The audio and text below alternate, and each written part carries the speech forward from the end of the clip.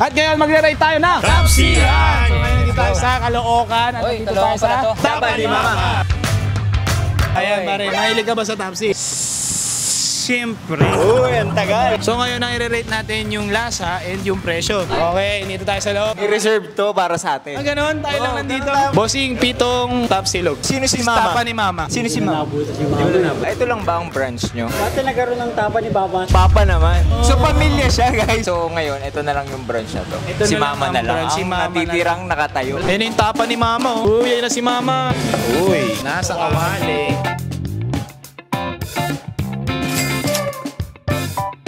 Tsura muna. Good sa akin yan. Hindi siya dry. Hindi natin, yung lambot. Yan lang ba? Ay malambot pa rin. Nadurog eh. Tikman, tikman. Cheers! Yes. Malambot matamis. Ano bang usually negative na tapa? Matigas. Tuyo. Which is hindi siya ganun. So may iba't ibang tapa kasi pre. Rice, saka egg. Okay, nabusog ka ba? Parang nabusog ako. Hindi, nagpigil muna ako. Oy! Pero masarap, pre. Masarap. Yung kanin kasi nila masarap. Sakto. Tamang ano lang muna. Pang-una eh. Safety lang. Ako para sa akin, ano siya, sa 99, okay siya. Pwede niyong puntahan dito. May mga pang motor, may paparkingan ka. Pero sa sasakyan, medyo Mahirap. Hindi ko nadalagdagan. Okay na yung sinabi ni Dre. Yung chili nila sobrang chili talaga eh. Bukod sa mga memories ko dito sa Tapa. Yung Tapa, pre, masarap. Ganito na talaga yun dati pa. Tapos yung kanin masarap. Tapos yung sabaw masarap. Tama lang yung alat. Tapa ni Mama, saan natin nilalagay? Ako always safety pare. A lang muna ako. A muna. Ako A. So, ang Tapa ni Mama ilalagay natin sa A! Gaba ni Mama. So nandito tayo ngayon sa KR Tapsilugan sa may Grace Park. Caloocan. Ano to? Parang hidden spot. Pero pre, dinudumog daw talaga to. Pero dahil dyan, umorder na tayo. Okay. Oo, tara. Pa-order po, 2 Tapsilog. O yun na, in-order natin. Ang sarap. Klase naman to. Medyo wala siyang ano. Anong kanina? Medyo masosi ka na yung isa. Ito medyo classic yung itsura. And butil-butil. Tsaka dito meron silang suka. Compared sa kanina, mas dry siya naman. Tsaka ito pakaramdam ko nasa handaan ako. So, paano? Tikman natin. Cheers, Guys. cheers. Cheers. Sarap yan. Masarap. Totoong Tapa. Ano yung kanina, peke? Parang papares kasi. O, sama natin ng rice. Yung kanin. Nasa kanin ka na. Bagong malun akong Tapa, sinamahan ko na ng kanin. Ayun. Ito yung may suka. Yung suka, pare. Tsaka 95 pesos lang isa nito, mga friend. 1.5 yung binigay mo. Grabe naman yan. Yung Tapa nila, may tigas na parang masarap kainin. Hindi siya ganun katigas, pero mas malambot yung kanina. Pero masarap pa rin to kahit na medyo matigas. Ikaw si KR, boss? Hindi. Sino si KR? Boss ko po. Ano ibig sabihin ng KR? Yung asawa po niya, Christine. Ah, Christine Ryan. Alam ko na bakit masarap talaga. Kung bakit dinadayo talaga. Masarap eh. Anong oras ba kayo nag-i-start? Magbukas? Oras po to. Hindi ka pa natutulog. Uy, palitan po kami. Ah, nagpapalit ka lang. Hindi ka pa natutulog. Eto, dito tayo ngayon sa City Bay Peak Restaurant nila, Apian. Irang niya to. So anyways guys, irang na natin ang KR Tapsilogan. Masarap. Ito yung tapang pwede mong papakin. Simple at mura. Surprisingly, masarap yung kanin. Sa totoo lang. Nahigitan ba niya yung Tapa ni Mama? Pansay. Magkaiba kasi sila, no? Ako, kanya ako. KR ako. Kumbaga depende na lang siya sa ano. Depende na sa'yo. Ako KR ako. A, una. A una ako. KR, parang KR din ako. Okay, so ang KR Tapsilogan nilalagay natin sa A una. Tapsi ni Vivian. Let's go! Pre, andito tayo sa Tapsi Nino. Tapsi ni Vivian! Ikaw ba may alam kang history ni Vivian? Ano ang sabi, tara na. Nandun na sila sa loob, nahuli lang kami. So order na tayo. 6 po na tapa. Yun lang po muna. Matagal na kayo dito, te. 4 years or 3 years. Nung pandemic po ba, open pa rin to? Yes po, take out lang. Oh, may pasabaw pala sila dito, pare. Cheers. Uy! Masarap na. Dito na yung tapa, no? At sa unang impression, mga pare, mukhang malambot. Para siyang corned beef in texture. Pero mukhang naman, ma-moist-moist. Hindi siya mukhang tuyo. Ito yung pinakamaraming tapang na serve. 165 isang order with egg. Tikman natin, tikman natin. Tapa lang muna, Tapa guys. muna. Cheers. Ano na nakataya.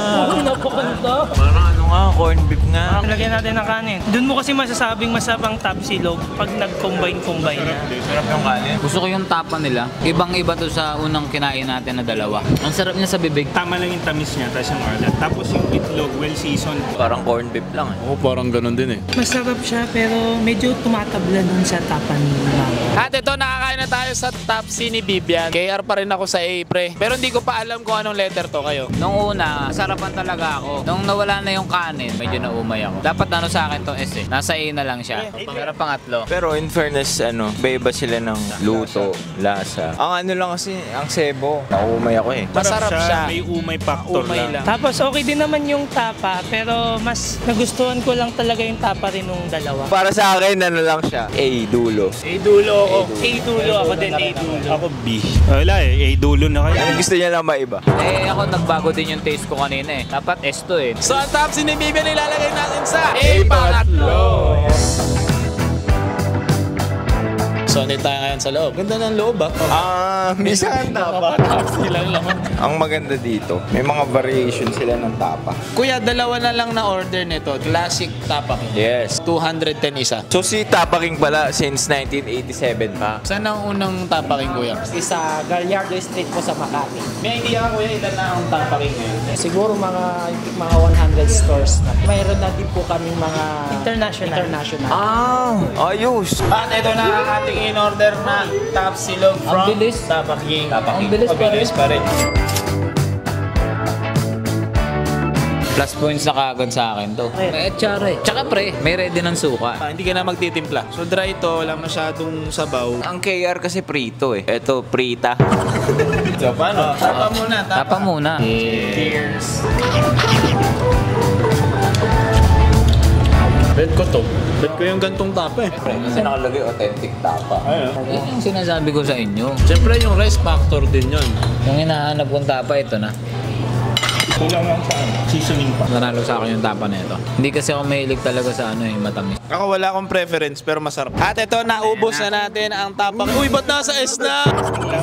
Simple lang pero masarap eh. Parang wala nang komplikasyon, tapang-tapa lang yung kakainin mo. S talaga siya. Sa akin, S din ako. Katulad ng sinabi ko sa loob, hindi ko nababaguhin yon. Ganito yung trip kong tapa talaga. Ako sa akin, masarap yung tapa. Medyo may pagka-dry siya pero masarap. Tapos siguro, i-season pa nila ng konti, alat-alat ng konti. Tapos, Pero kahit kulang, i-S mo. Oo pre, S ko yun. Dadala lang ako ng asin. Masarap. Akin pare, masarap talaga. Lahat kasi ng tapang kinakain ko, nilalagyan ko talaga ng toyo saka So okay lang sa akin kahit ganun lang yung lasa. Saka ang daming variation ng tapa nila. May shredded, may spicy, kompleto sila sa tapa. So tapa talaga all the way. Mas gusto ko pa rin yung eto.